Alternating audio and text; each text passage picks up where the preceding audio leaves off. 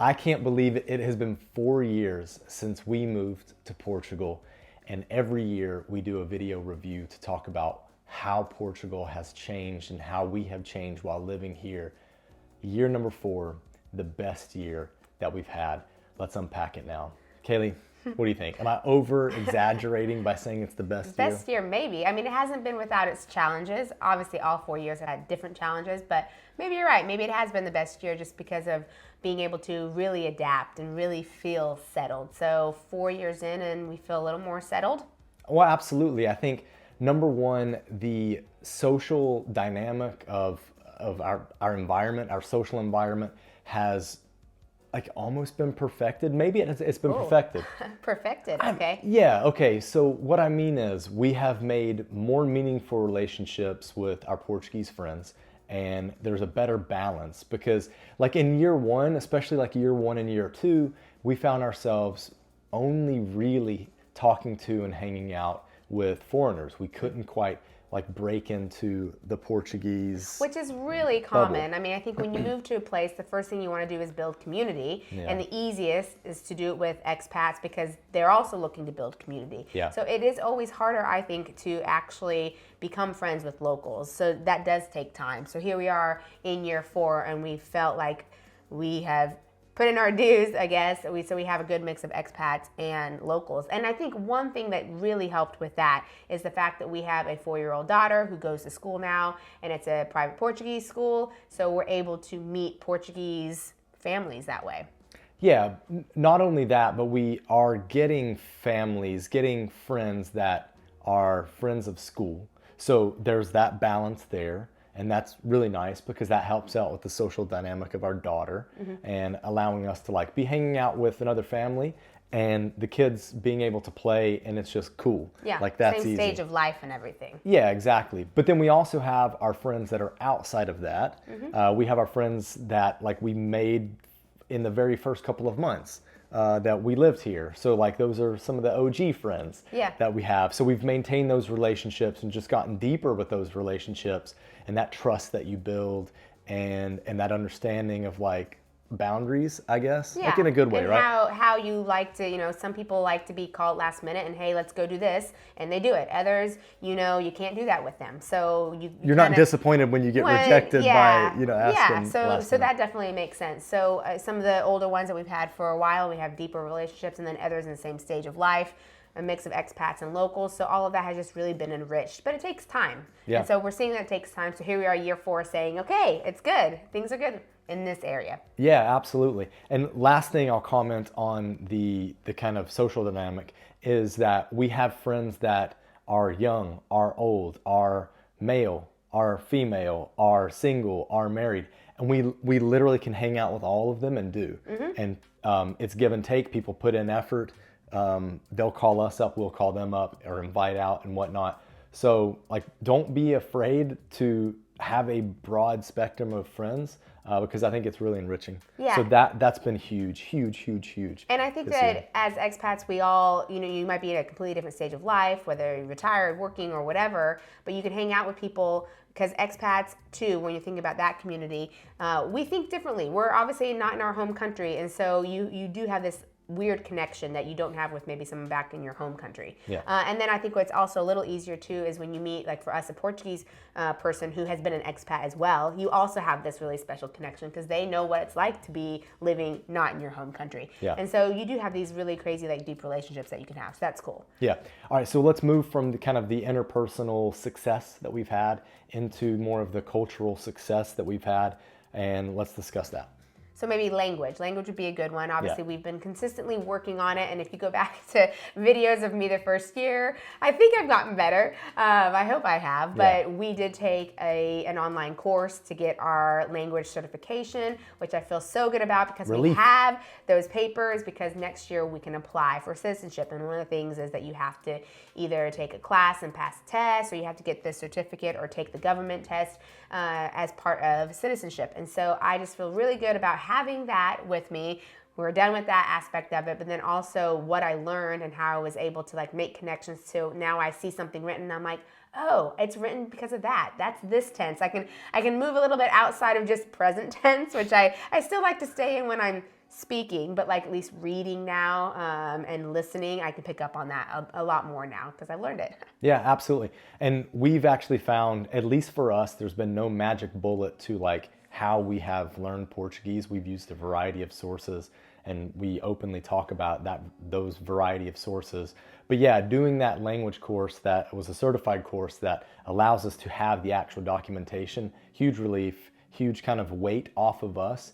Because I think if we were trying to like scramble now that we're in that last year and get it done, it could be would have stressful. been more stressful. Yeah. But it's done. It's in the rear view, and we're basically just looking to complete this year, and then we'll be prepared to apply for apply. citizenship. Yeah. And then just using what we've learned. I mean, I think Josh is a Well, I lot was better gonna at get this. into that. Yeah. Josh is a lot better at this, talking to strangers. I mean, he does this in English, talking to strangers. So like he's comfortable with that. So now even more so, like even he's become comfortable with doing it in Portuguese, which is impressive.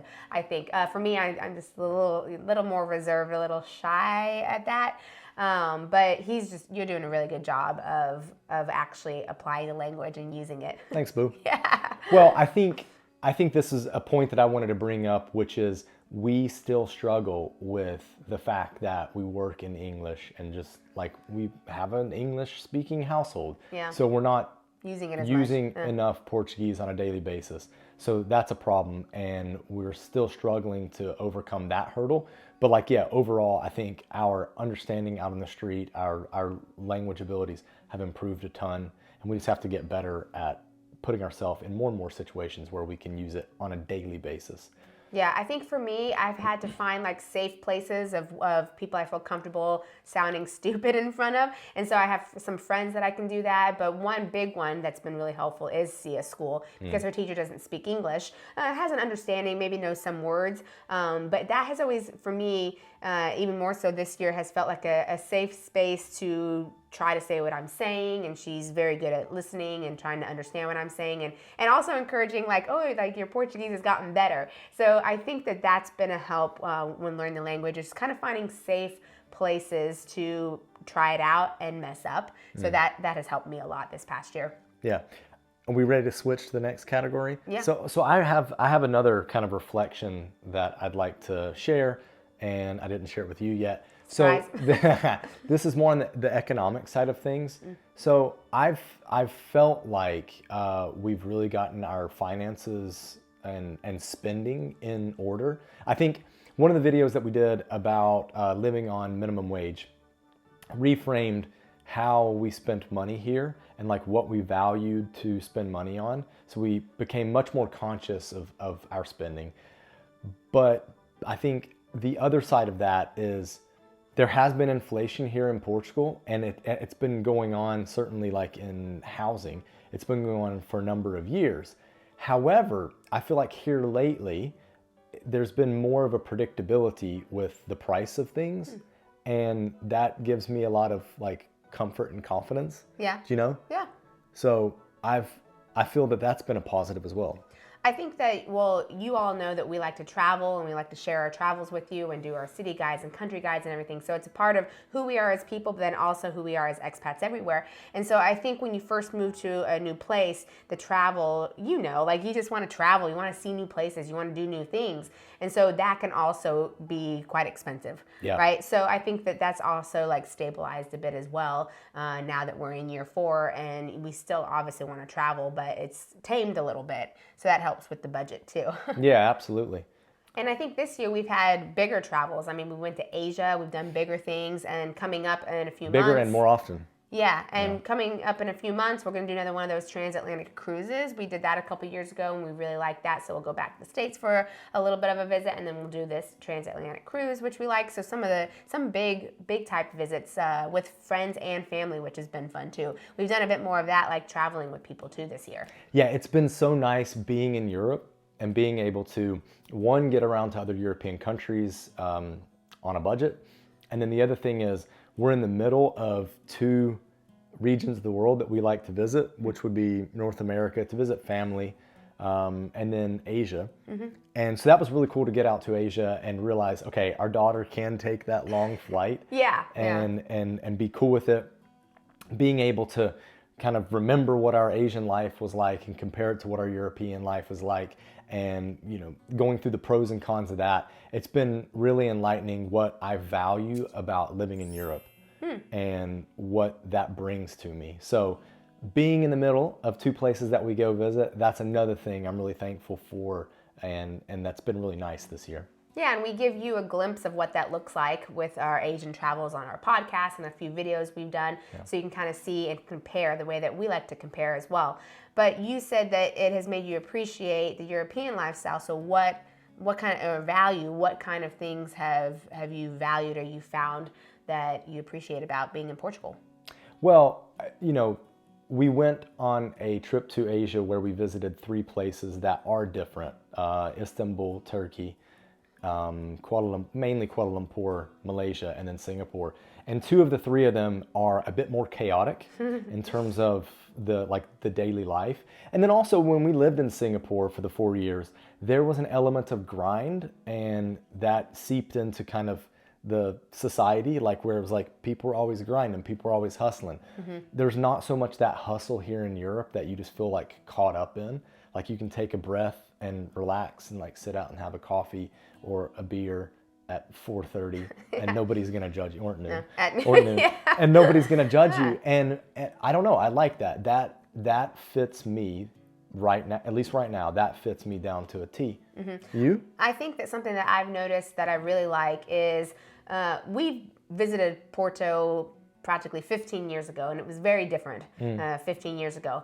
But as of late, especially after COVID, we're seeing that Porto is popping up on a lot more lists of really cool places, cities in Europe to visit. So we're seeing a lot more people come here that didn't even know it existed, or they were going to Lisbon first, or choosing other European cities. So now people are coming to Porto, and you really feel that cool buzz, I think, down in the center area. That's a mix of tourists and locals who have been here for a long time, and then people who are moving here and then choosing to live in this craziness. So I do actually like how Porto, it doesn't feel like it's overwhelming or too much at this point, but it's got this really cool buzz, and because of that, there's new things coming in. There's new cafes and restaurants and trendy things and just different events that you could do. So I actually, I do like that Porto has just been on people's lists now, and so it's become a really cool city. So I definitely... Some people hate that. Some people hate that, but I like that. It's still very much so I think a small city and a second city compared, in Portugal to Lisbon. So I do like that it's not too crazy big, but you can still have that cafe culture like we talked about, where things are slower and there's a good work-life balance, but you just also have the buzz of people coming and checking it out, which I like. Well, yeah, I would say not only that, but down in the city center, you still see a lot of students, and you have kind of that energy from the students. So there's that dynamic as well. So while you have tourists coming in from one end, and then olds, not people, but olds architecture. Old residents long-term residents. Yeah, but also old. There are a lot. There's still a lot of older Portuguese who live down who live in the city center, which you would think is a bit strange, because why would they want to live amongst the tourists? But it's because they have been living there for so long. They just haven't moved. Fantastic. Stay, please, because it helps out it rounds out the community and the culture here. Yes. It's amazing. I love that, but I love the energy that the young creative minds bring as well. There's an energy out on the street, and that's been phenomenal. And since we've moved into this new apartment and we've gotten even closer to the city center, we were already very close. Yeah. But we were worried, getting closer to the tourist area, would that impact us? Would we feel differently about Porto because of that? And the answer is yes, we do feel differently. But the answer is yes, we love it more. We love it more. It's crazy. And actually, the other day we were out in Boa Vista, that area has such a different feel as well. So for us, which we like too, but it feels very different than the city center, and very different than a couple other neighborhoods like Foz or something around Porto. So you have different pockets that will make Porto feel very different. So just finding the one that you like, because Boa Vista would be a really cool place to live, but we like the downtown area. But some people like, Foz and that type of feel by the water. So Porto also is a little diverse in that sense, that you can kind of find a little pocket that you really like living in. Yeah, for sure. I think all of us have grown to in this year, even more in particular, have grown to love Portugal more. Like speaking with our daughter, because she'll do projects and learn stuff about Portugal. We'll watch a Porto or a Portugal match on TV, and there's like this fandom, not just about the sporting events, but there's this fandom of Portugal. It's really cool. Like when we travel and she sees like the Portuguese flag, she'll say Portugal, and well, she normally says it in English, but then also like her accent when she's doing Portuguese things like for Portugal sounds really good as well. So that's definitely something we've seen a lot grow in this past year. For Portuguese has been good, but yeah, she does. She really loves Portugal and she loves Porto, and she'll do FC Porto chants and everything with Josh. So she does love, like she knows that she is American, but I think it's interesting because her heart is also Portuguese in a sense too, because it's all she's ever known. We moved here when she was 9 months old.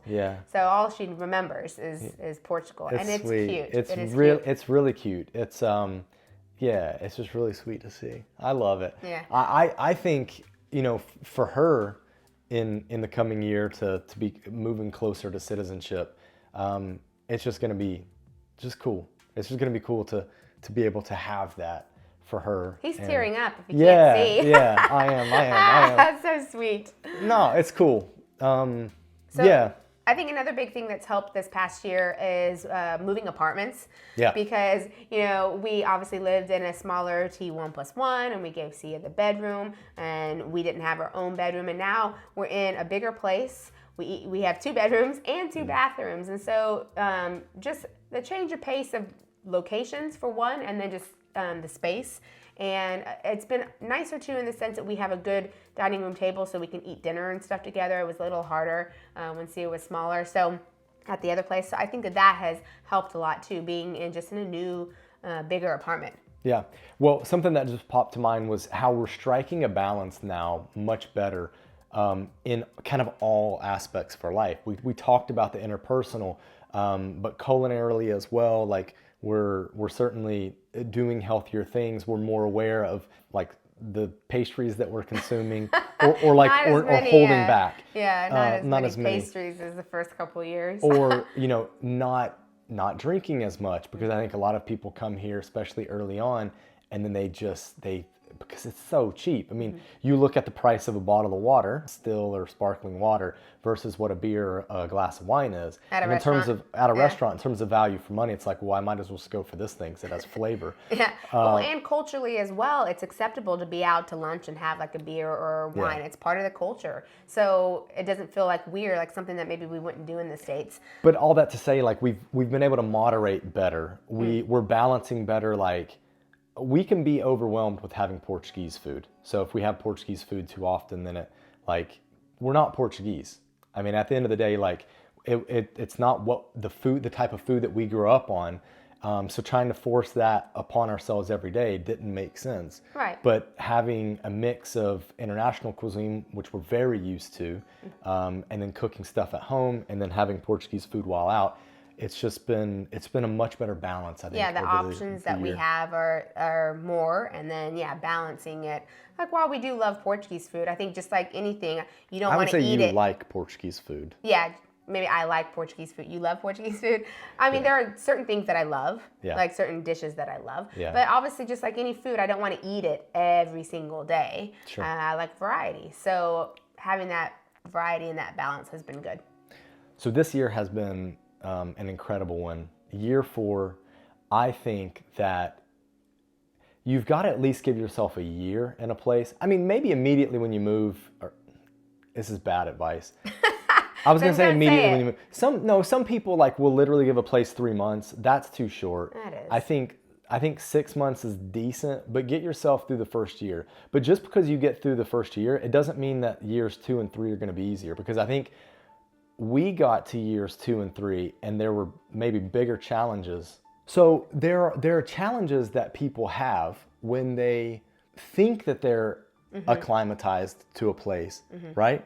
And they're not. And then they're not. And then they get hit with these challenges, and it's just like, whoa, they get blown away by it. Yeah, they're surprised. and Like, I've been here for it's- over a year, and what, this is happening, and this is how it affects me? It kind of happened to us. That's generally why we moved from Spain and South Korea. Yeah. We realized between year 1 and year 2, this ain't the place for us. Yeah, that's so true. So giving yourself a year, but then also being ready for the next 2 years after that, if you choose to stay in a place that long, would be, just be prepared, be ready.